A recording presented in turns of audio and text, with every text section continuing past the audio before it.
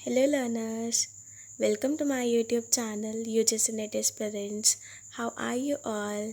I hope you all are doing good and your preparation is also going very good. And आज जो हम हमारा topic करने वाले हैं एडवांस पेमेंट ऑफ टैक्स, इसको शुरू करने से पहले अगर आपने मेरे चैनल को सब्सक्राइब नहीं किया है तो प्लीज़ आप उसे सब्सक्राइब कर लें। और अगर ये आपको वीडियो पसंद आती है तो आप प्लीज़ मेरे वीडियो को लाइक करें। और अब हम आगे बढ़ते हैं हमारे टॉपिक पे, जो कि है advance payment of tax. Without wasting a time will move on to our topic and let we start from the introduction first. So it is a method of collection of taxes by the central government. हमें पता है ना कि central government जो है वो हर एक individual से टैक्स जो है कलेक्ट करती है। तो ये टैक्स कलेक्शन का ही एक मेथड है। यहाँ पर हम क्या करते हैं, यहाँ पर हम प्रीपेड टैक्स देते हैं। मतलब हम क्या करते हैं, हम पहले ही टैक्स दे देते हैं before the ends of financial year. अगर मैं एडवांस पेमेंट ऑफ टैक्स की बात करूँ तो वो क्या है, पेमेंट ऑफ टैक्सेस है, हम एडवांस में ही दे देते हैं। कब? फाइनेंशियल ईयर के ख़त्म होने से पहले। हमारा फाइनेंशियल ईयर कब ख़त्म होता है? 31 मार्च को हमारा फाइनेंशियल ईयर एंड हो जाता है। और शुरू कहाँ से होता है? 1 अप्रैल से। 1 अप्रैल से लेके 31 मार्च तक क्या है, हमारा फाइनेंशियल ईयर है। और इसको हम क्या बोलते हैं, इसको हम अर्न टैक्स बोलते हैं और पे एज यू अर्न स्कीम होते हैं। मतलब जैसे जैसे आप अपने पैसे को कमाते जाओगे वैसे वैसे आप जो सेंट्रल गवर्नमेंट है उसको टैक्स पे करते जाओगे। उसके बाद जो हमारी नेक्स्ट स्लाइड है वो है लायबिलिटी टू पे एडवांस टैक्स। अब एडवांस टैक्स जो है वो हर लोग पे करेंगे या इसमें भी कुछ कंडीशंस हैं, वो देख लेते हैं। So we start with the basic condition जो हमारी है कि हमारी जो टैक्स लायबिलिटी है ना वो कितनी होनी चाहिए, 10,000 या उससे ज़्यादा होनी चाहिए। अगर आपकी टैक्स लायबिलिटी 10,000 या उससे ज़्यादा होती है तो आप लायबल होते हो कि आप एडवांस टैक्स पे करोगे। और सेकंड जो है वो हमारे प्रोफेशनल्स हो गए, बिजनेसमैन हो गए और कॉरपोरेट्स हो गए, उन्हें एडवांस टैक्स पे करना पड़ता है सेंट्रल गवर्नमेंट को। ये क्या है, वो क्या है, लायबल हैं इसके लिए, उन्हें सेंट्रल गवर्नमेंट को टैक्स पे करना ही पड़ेगा।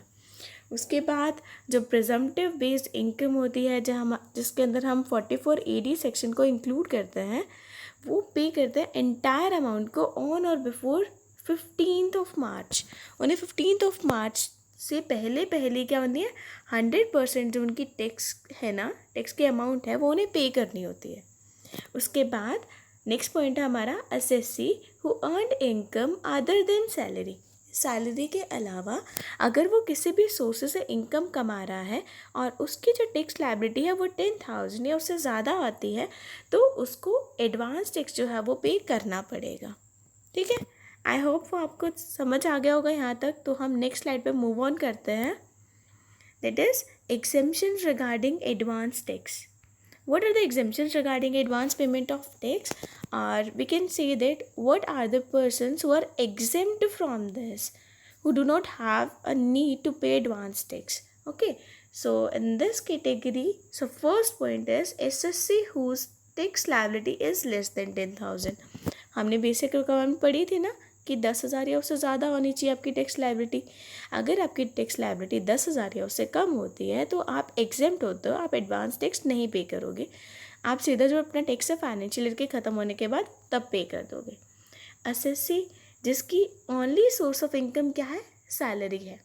अब ध्यान से सुनना कि सैलरी से क्या मतलब है कि अगर कोई पर्सन जो है वो सैलरी से इनकम कमा रहा है तो क्या होगा, सैलरी पे तो TDS तो पहले ही काट दिया ना एम्प्लॉयर ने जो टैक्स डिडक्टेड एट सोर्स है वो तो पहले ही काट दिया, तो वो क्या हो गया, वो भी एक तरह का एडवांस टैक्स ही हो गया जो कि हम पे कर चुके हैं। इसलिए उन्होंने इसको एग्जेम्पशंस की कैटेगरी में डाला है कि वो पर्सन जो कि सैलरी से इनकम कमा रहे हैं वो पर्सन्स एडवांस टैक्स पे नहीं करेंगे क्योंकि वो TDS ऑलरेडी पे कर चुके हैं। उसके बाद थर्ड पॉइंट हमारा क्या है, as per section 208, always remember section 208 के अंदर हमें कुछ एग्जेम्पशंस दी गई हैं जो कि सीनियर सिटीजन्स को दी गई हैं। किसको? सीनियर सिटीजन्स को। सीनियर सिटीजन्स जिनकी इनकम बिजनेस और प्रोफेशन से नहीं है, ऐसे सीनियर सिटीज़न जो भी किसी तरह का बिजनेस नहीं चला रहे हैं, उन्हें एग्जेम्प्ट किया गया है कि वो एडवांस टैक्स नहीं पे करेंगे।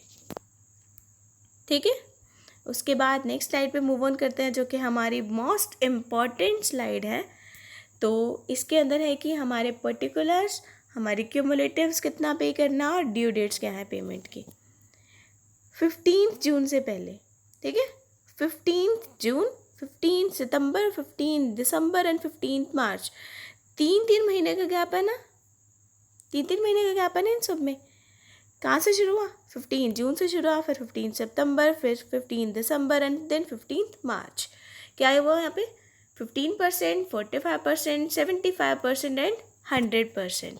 आपको 15% कब पे करना है? 15 जून से पहले। आपको 45% कब पे करना है? 15 सितंबर से पहले।